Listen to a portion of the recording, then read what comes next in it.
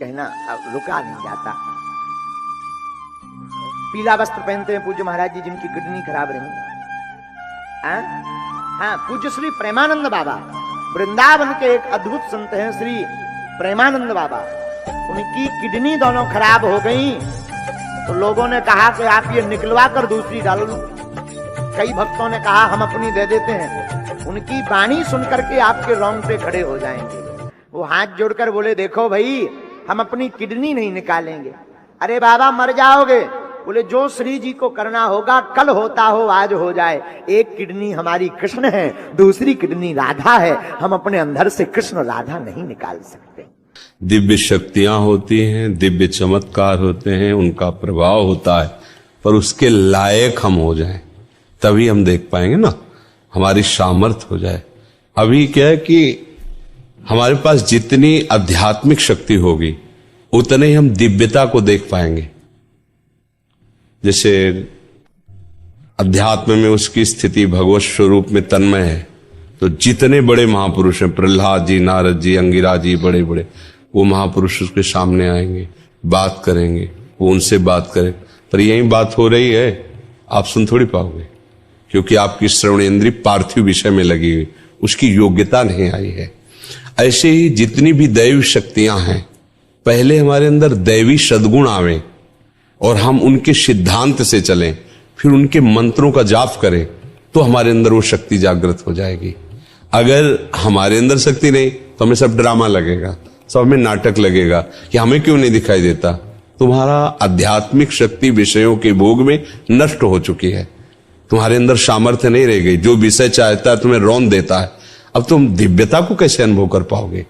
उसके लिए तो भागवतिक शक्ति से संपन्न होना पड़ेगा, तभी तो उस दिव्यता को जान सकते हो।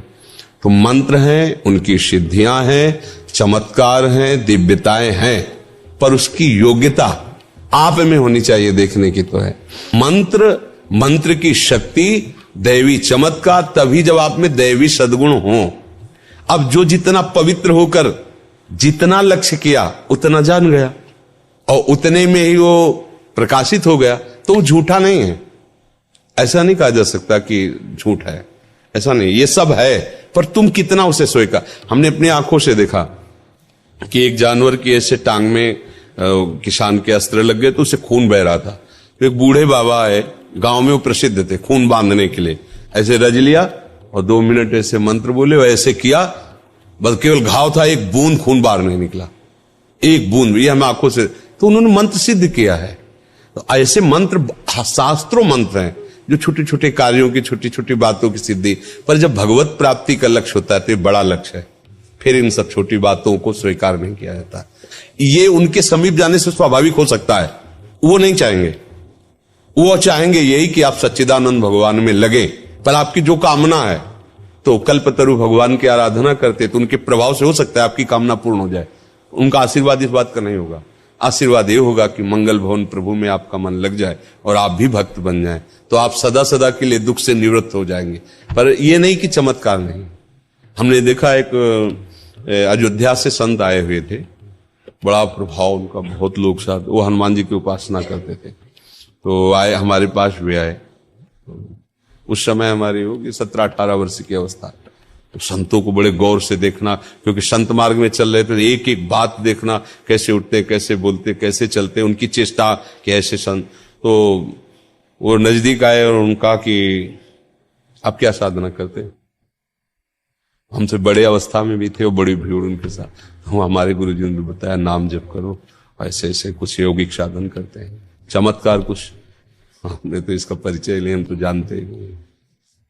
ऐसे किया, केवड़ा की सुगंध छा गई और लोगों से पूछे और कौन सी चाहिए? चमेली। ऐसे क्या पूरे वातावरण में चमेली। ये मतलब कहानी नहीं है, ये हम प्रत्यक्ष में देखा है। ऐसा पानी लिया, कौन से जूस आप पीना चाहते हैं, कौन सा शरबत, ऐसे कर देती, आप पियो, जो जूस बोला वही जूस।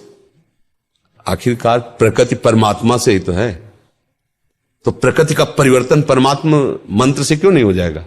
जो परिवर्तन, खंबे से भगवान निकल पड़े कि नहीं निकल पड़े? खंबे से ही तो निकल पड़े। कुत्ते से भगवान को प्रकट किया नामदेव जी ने कि नहीं, तो उसे शरबत पानी को बना देना कौन सी बड़ी बात, क्योंकि भगवान सर्वरूप है। भगवान ही तो है सब रूपों में। उसने मंत्र के द्वारा आकांक्षा क्यों पानी शरबत बन गया।